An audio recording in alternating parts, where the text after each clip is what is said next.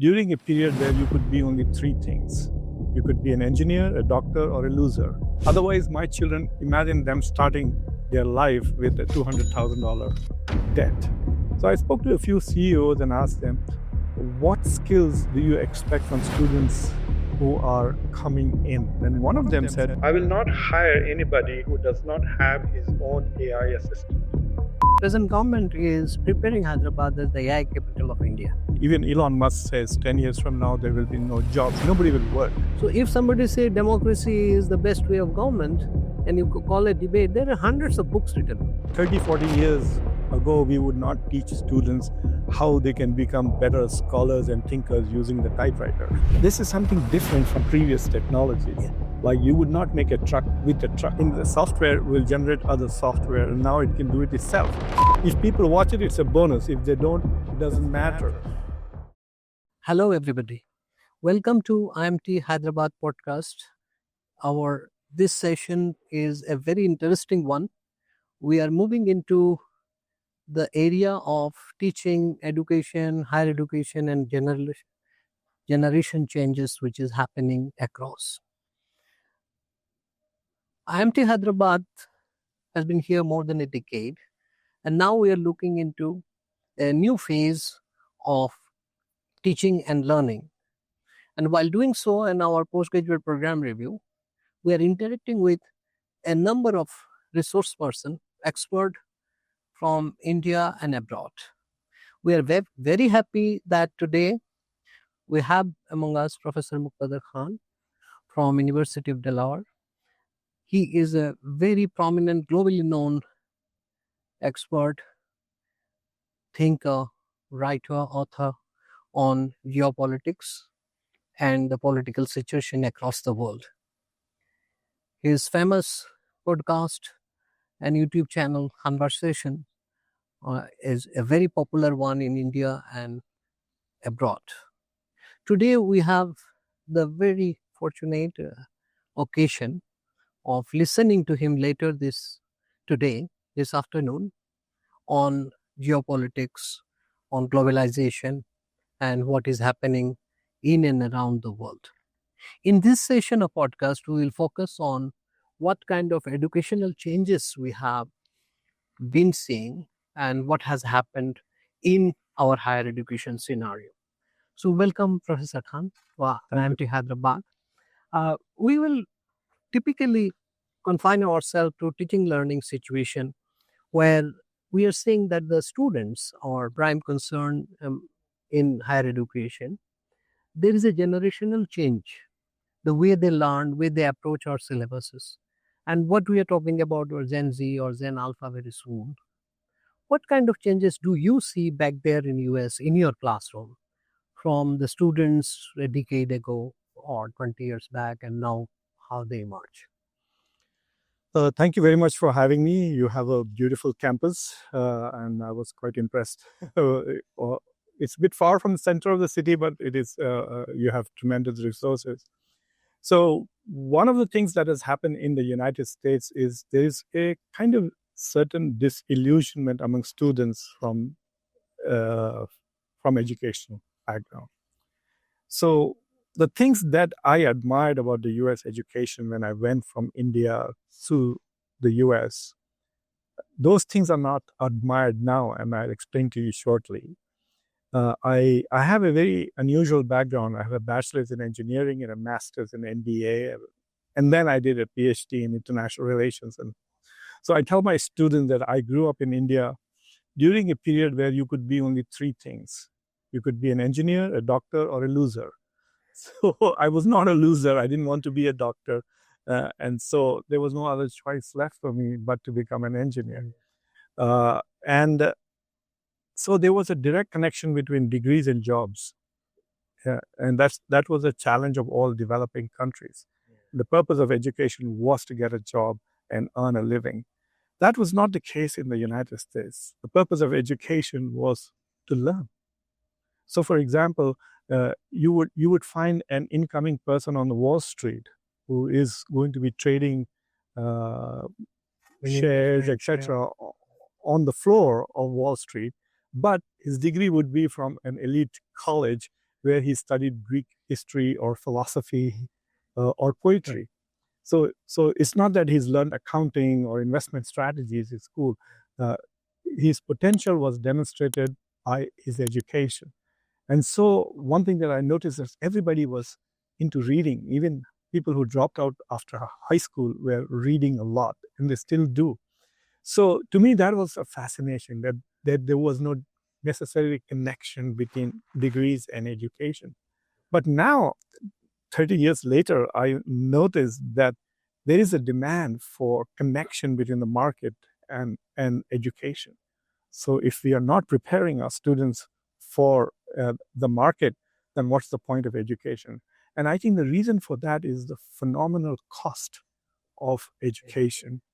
So, for example, right now, the amount of money I pay for one of my children who graduated last year is equal to what the mortgage that is left on my house. So, for example, I'm paying close to $600,000 for two kids. So because I was poor, I got some discounts, so that became close to just 400 for two kids. But they went to great schools. They went to Harvard and Yale, but I'm paying for it because I want to pay. Otherwise, my children, imagine them starting their life with a $200,000 debt. Yeah, so it's like saying, I have a mortgage but no house. so you, so that has been a major pressure point for students that that education has become so costly. So they're asking the question, is it really worth it? Is it really worth it? So until now, you could see the difference between. There was a direct correlation to how many years of education you had and to what you made. That is breaking up. Plus, this whole, shall we say, the threat of artificial intelligence to universities, to education, to learning is become very profound. So my department has a committee about the future of work. So I'm on that committee, and so I spoke to some people. So I spoke to a few CEOs and asked them, what skills do you expect from students who are coming in? Like if you're hiring fresh college graduates, what do you want? And one of them said, I will not hire anybody who does not have his own AI assistant. And I said, how would you know? He said, very simple. In the interview, I'll give them a task to perform, which they will not be able to perform without a personal AI And assistant. exactly that is what is at the center of our postgraduate program review at IMT Hyderabad. What we are doing is that we are looking at the futuristically, globally.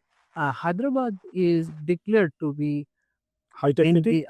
Beyond high-tech city. Now the present government is preparing Hyderabad as the AI capital of India. Okay. So the whole AI and GCC industry around, the buzz is this, that our students now, as we started with the discussion with the Gen Z, one of the prominent feature of Gen Z is that perhaps they're less interested in reading heavy textbooks and fundamental theorization.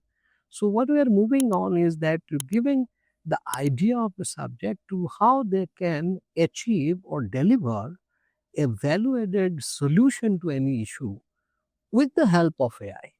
So AI, we are not more considering as enemy or a kind of stopgap element, but as a kind of future assistant for the teacher itself in the classroom. How do you see the AI will impact the transactional classroom where the teacher teaches something and he or she must have an AI application? So there are about three kind of positions that people take. Some people see AI is detrimental, damaging, etc. Then there are those who have this extreme position that AI will make human beings redundant. Like even Elon Musk says 10 years from now, there will be no jobs. Nobody will work. He thinks there will be no work. I'm not very sure whether that is real. The recommendation that I'm making to my department is this, that AI will not replace humans, but humans with AI will replace humans without AI. Without. So it is the same advantage of digital. Like, for example, if you are a high school student and you don't have Wi-Fi in your house, the person who has a Wi-Fi in their house and has several other options and resources like desktop, laptop, iPads, they will learn more potentially. because they have resources. So it's like a new divide, like the digital divide. There's an AI divide. People who use AI will do better, and those who don't, they will not do better. So, for example, now I have this month that the class that I am teaching, I've made a lot of adjustments to the so-called Gen Z's learning habits. So, one thing that I'm doing is I'm using a lot of videos rather than that. We're using a lot of podcasts. So while they're walking, they can listen. And since I have my own YouTube channel, I frequently do videos, even though people say, why are you doing this such elaborate editing with charts and maps, etc., when 90% of our people are just listening to it and they're just looking for sound bites. No, they are also tools for my classes. So well, if people watch it, it's a bonus. If they don't, it doesn't matter, because I will use that in my classroom. So instead of giving them a reading, I give them a viewing. So they will watch that. But testing is also somewhat like that. So, for example, this semester I'm showing this movie called Newton. I don't know whether you guys heard about it. It's a movie about how the Indian government is helping Adivasis vote. So it's about voting in very small villages in the forest. So I asked the students to review it. So I said, watch this movie, write a 3-paragraph review.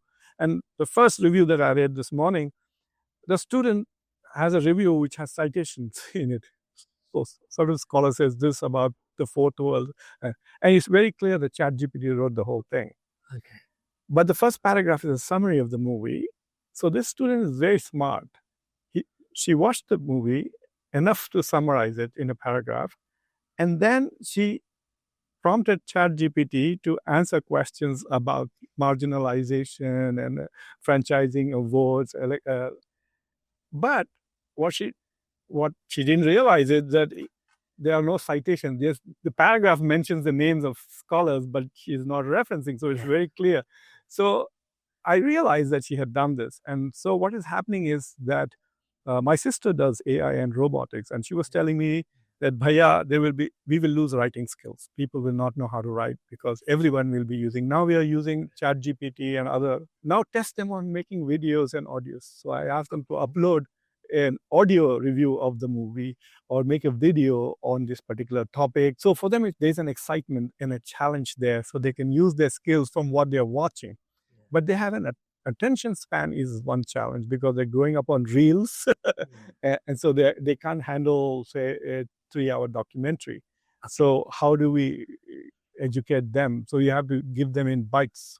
So one of the things which are coming up, where your sister mentioned it, and we realized it very early on. So last February, when we started working on PDB, one thing we have introduced now is that we are going back to digital, what you can say, learning by reflection or reflective learning.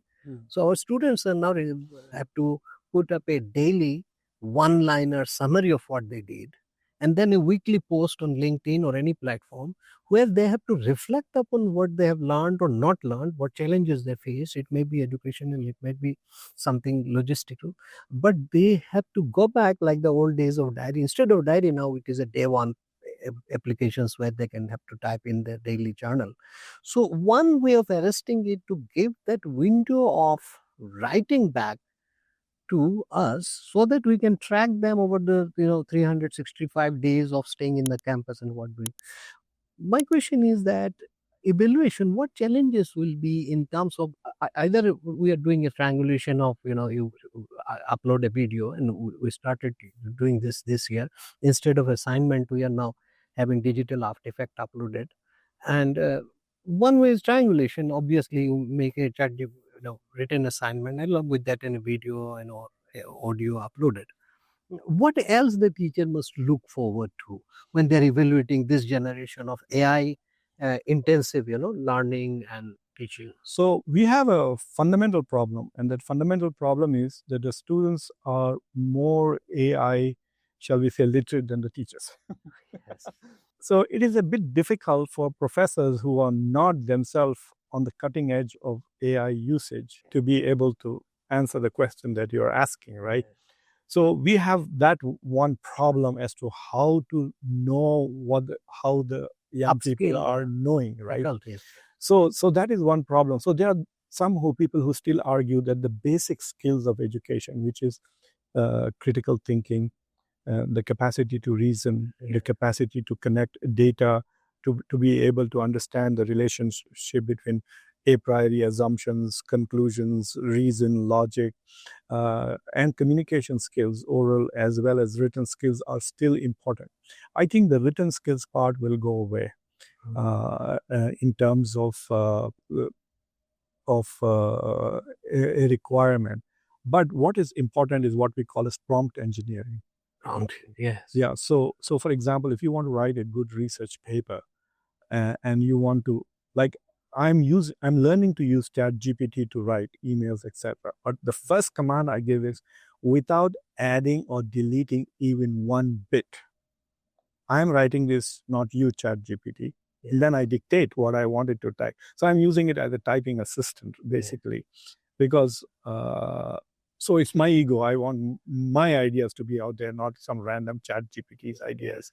But if there are those who don't care about that kind of thing, then they will just ask ChatGPT, can you write a paper on this topic, on that topic? And it'll give you one in like 30 seconds, right?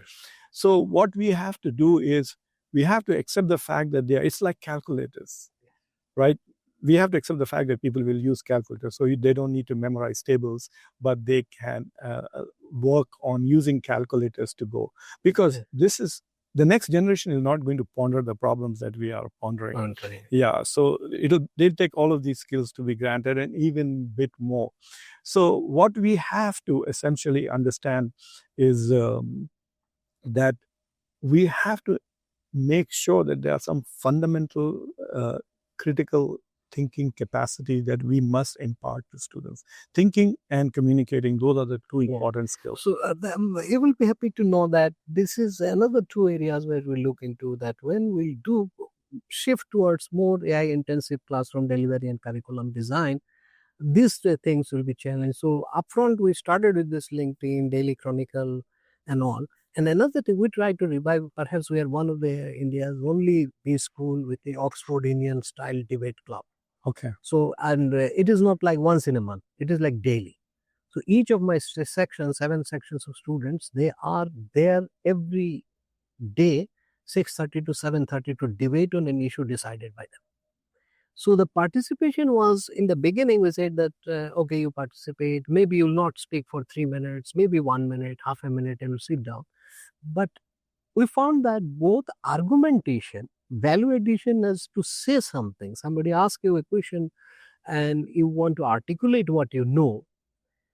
That is one thing. Argumentation makes your critical thinking why you are saying so, because immediately if you are in an interview, you have to expect the question that once you answer, there will be a counter question. So do you argue about it? Number one, not only speak, you argue a point which you stand for. And second thing, obviously, that the whole idea is that there are hundreds of things, data and information. Can you actually evaluate them and create your solution? So if somebody say democracy is the best way of government and you could call a debate, there are hundreds of books written. Yeah. Within 3 minutes, which will be your arguments? How will you sift through the hundreds of, from Wikipedia to internet, everywhere, ChatGPT, use anything. But ultimately, that 2 minutes window, what you will say is the most important. So do you agree? I agree with you, but there's a problem. So, for example, what the student might do is go to ChatGPT and say, why is democracy the best form of government? And they will give you 3 or 4 points, and then they go and defend those points. Then I don't think there's learning there. They are just learning how to argue, but not to think. The debate is structured with rebuttal. Yes. So once you say this, you will remember our students would say that you will be evaluated not only in making your argument, but whether you could rebut the counter argument made by the other side, which you perhaps will not have access to ChatGPT sitting on the dais or standing on the podium. That is how we try to control that. Obviously, preparatory level, they will use, like our days, we used to go to library and prepare. People are going to wear AI glasses and all that. So all that is going to go away very, very quickly. There are technological solutions. But there is such a thing as fundamental research methods that we need to teach. Even now, I tell my PhD students that if you can't sit down and read for 8 hours, And if you can't write for 4 hours, then you should not be in this business. And I think that there is something fundamentally different about producing scientists and scholars and researchers in the area of AI than basically undergraduate students whom we are preparing for the market. But I think that the fundamental difference is going to be prompt engineering. It sounds very simple, but how well you can use that technology is very, very critical. And you know what is interesting is that so for example, I asked ChatGPT to prepare, give me all the GDP figures, export figures for India from 2017 to 2019 and 2022 to 2025. And then I asked for import figures. Then the next thing ChatGPT say, so do you want to know the trade deficit variance before and after COVID? So that was in my head. I had not said that. So ChatGPT guessed that I was trying to understand how COVID impacted India's exports and imports. And it's prompting me now. And that I said, I'm the boss, not you. That was my next response to Chat. When I ask you, you say that. But I realized that it now knows me, right? Because it's been working with it for a month now. So I think what is going to happen is that ChatGPT is going to enhance the cognitive capabilities of those who use it well. And those who become dependent on it, their cognitive capabilities will decline. So there will be a gap. I think there will be a cognitive gap emerging in the population. Another information just connected to cognitive is coming is that when these informations are readily available and you just type in some words and it gives you a definition or gist of a book, how do the modern students or we did educators also distinguish between information, propaganda, manufactured content? So yeah, like we have the problem of deepfakes, right? Like you could you could see a speech on YouTube given by Pandit Jawaharlal Nehru, advocating something that he didn't do because it's a deepfake. How would you know? So those are some of the essential hazards. That is hazards, but those hazards exist. For example, we have textbooks in the United States, high school history textbooks, which written by the same author, published by the same publisher, but in North America, they talk about the Civil War as a fight against slavery. And the same textbook in South America talks about the Civil War as a right of states to secede and fundamental rights of states. So, so they're teaching history differently, right? Neither is fake, actually. But the point is that there is a geographical variance to what constitutes knowledge also. So I think that those who are not cognitively empowered by AI will fall victims to deep fake and all of these things. And those who are cognitively empowered by AI will be able to navigate these challenges much better. I think now you have seen IMT Hyderabad, our campus, and now we will be speaking to our students. I'm sure it will be an interesting session. And we have talked about our journey, where we want to go. We want to position ourselves as one of India's topmost campus where people come not only to know, but to do things, as you say, that AI tools will be an assistant. But obviously, this is a challenging days. What will be your message to us and my faculty members? So I thought of a slogan for your institute: the capital of AI. Fantastic. Right?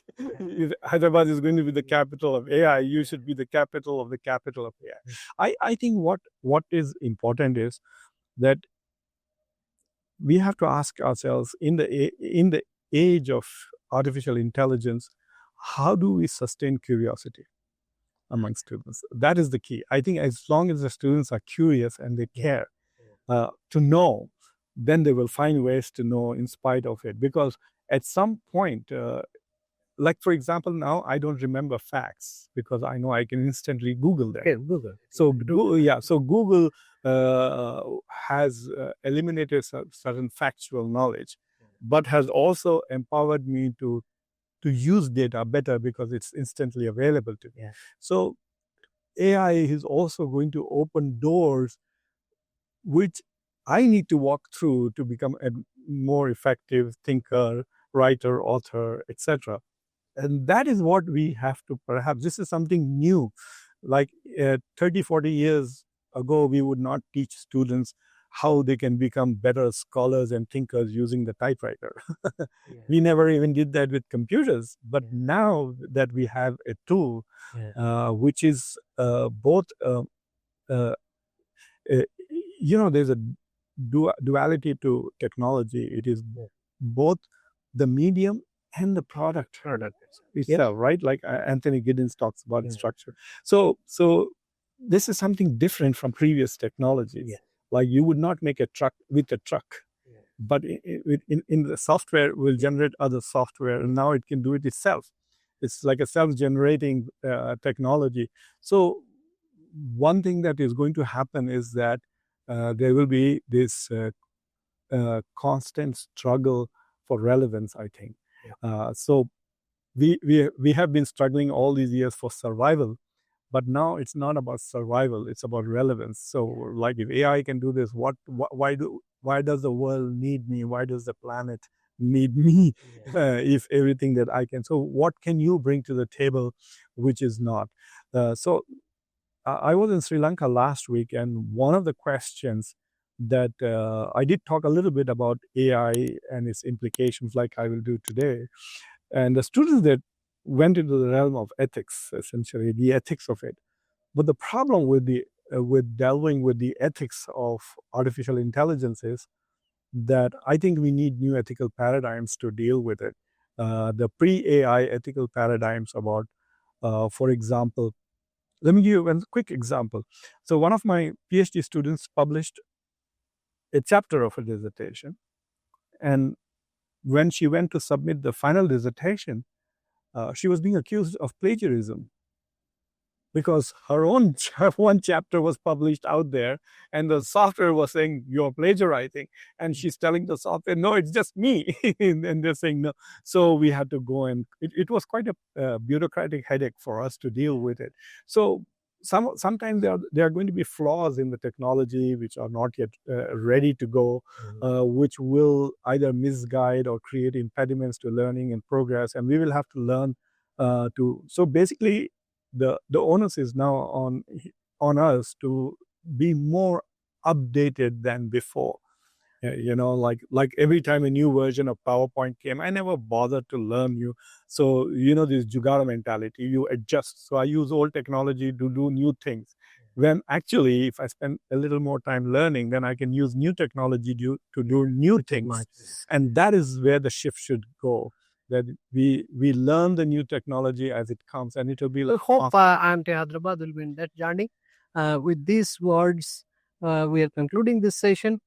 We have picked up a lot from Professor Khan's discussion here today, and that will be one of the foundational guideline, or you can say advisory, when we move on to our next batch of PGP program, which will be focused on AI and management. Thank you very much for watching.